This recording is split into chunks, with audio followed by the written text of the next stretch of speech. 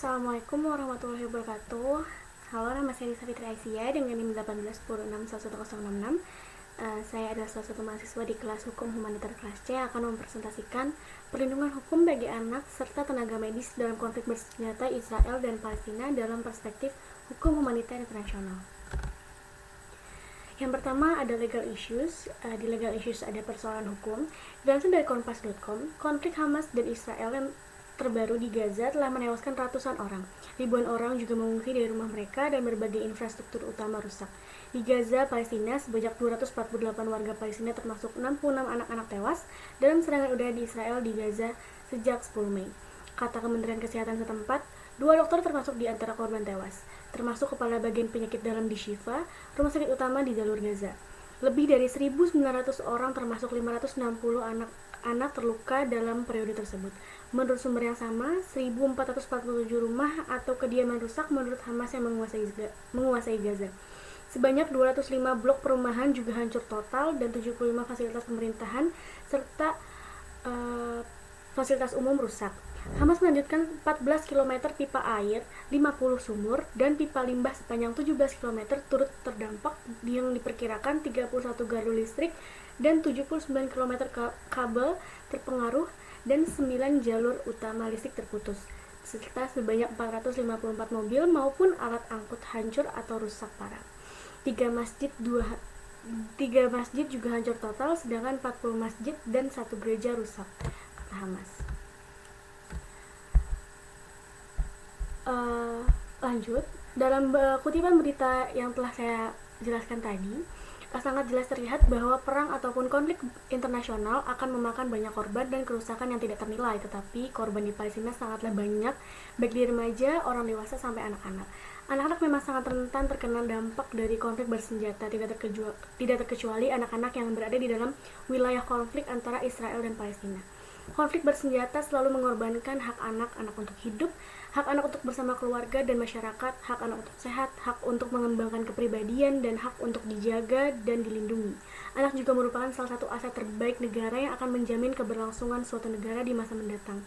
Selain anak-anak, korban lainnya adalah para tenaga medis. Petugas medis juga merupakan orang atau sekelompok yang tidak boleh diserang dan harus mendapat perlindungan dan kehormatan dari konflik bersenjata yang terjadi.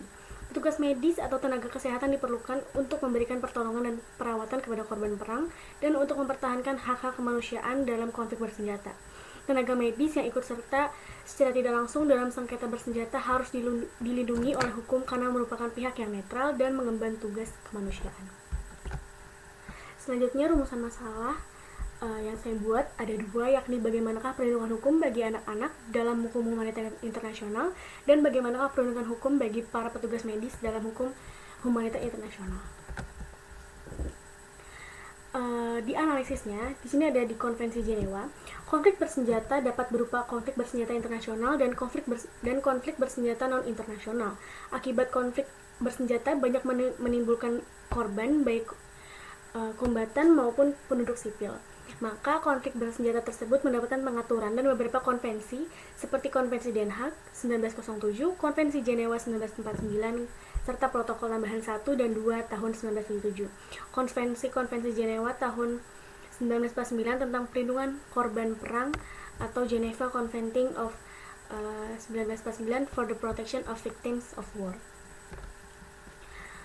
Lanjut, di perlindungan anak-anak sebagai bagian dari orang-orang yang dilindungi yang berada dalam wilayah para pihak dalam sengketa berhak akan penghormatan atas diri pribadi, kehormatan hak kekeluargaan, keyakinan dan praktek keagamaan, serta adat istiadat dan kebiasaan mereka dalam segala keadaan. Mereka dilarang untuk diperlakukan tanpa peri kemanusiaan. Di samping itu, mereka diharuskan pula untuk diberikan perlindungan khusus terhadap segala tindakan kekerasan atau ancaman-ancaman kekerasan, terhadap penghinaan, serta tidak boleh menjadi objek tontonan umum. Penegasan tentang hal ini ditetapkan dalam pasal 27 yang redaksi selengkapnya adalah orang-orang yang dilindungi dalam segala keadaan berhak akan penghormatan atas diri pribadi, kehormatan hak keluargaan, keyakinan dan praktik keagamaan, serta adat istiadat, dan harus dilindungi khusus terhadap segala tindakan kekerasan atau ancaman-ancaman kekerasan, terhadap penghinaan, serta tidak boleh menjadi objek tontonan umum. Dalam perlindungan umum, anak-anak dapat dikategorikan sebagai orang-orang sipil yang tidak mengambil bagian dalam permusuhan. Anak-anak mendapatkan perlindungan berkenaan dengan kehormatan pribadi, hak keluargaan, kekayaan, dan praktik keagamaan seperti yang telah saya jelaskan, yaitu di pasal 27 Konvensi Jenewa ke-4 1949. Anak tidak boleh dilakukan tindakan-tindakan yang disebutkan dalam pasal 27 sampai pasal 34, yakni pemaksaan jasmani maupun rohani untuk memperoleh keterangan, tindakan yang menimbulkan penderitaan jasmani, menjatuhkan hukuman, melakukan tindakan intimidasi, terorisme dan perampokan, melakukan tindakan pembalasan dan menjadikan mereka sandera, serta melakukan tindakan yang menimbulkan penderitaan jasmani, permusuhan terhadap orang yang dilindungi.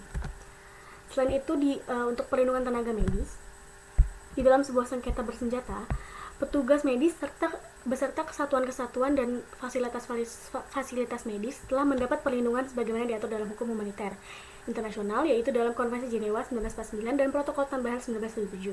Berdasarkan pasal 24 dan pasal 9 Protokol Tambahan 2, petugas medis adalah pihak yang netral dan harus selalu dihormati dan dilindungi dalam keadaan apapun dan tidak boleh dijadikan objek serangan. Contohnya, saat terjadinya perang di jalur Gaza dan perang Aleppo, petugas medis tidak mendapat perlindungan sebagaimana diatur oleh hukum humaniter internasional mengenai perlindungan terhadap petugas medis yang diatur. Segala jenis perbuatan yang dilakukan terhadap petugas medis yang tidak sesuai dan ketentuan konvensi merupakan pelanggaran terhadap konvensi, dan demikian maka segala jenis serangan yang dilakukan oleh para pihak yang bersengketa terhadap petugas medis dan kesatuan-kesatuan medis serta fasilitas-fasilitasnya merupakan tindakan pelanggaran terhadap hukum humaniter internasional. Jadi kesimpulannya, anak-anak dan tenaga medis dalam konflik bersenjata internasional adalah orang-orang yang dilindungi dalam konflik bersenjata dalam hukum humaniter internasional. Jadi pihak yang membuat anak-anak dan tenaga medis menjadi korban dalam konflik bersenjata internasional dapat ditindaklanjuti di depan ICC, yaitu International Criminal Court atau Peradilan Pidana Internasional. Sekian presentasi dari saya. Mohon maaf jika ada salah kata. Terima kasih. Wassalamualaikum warahmatullahi wabarakatuh.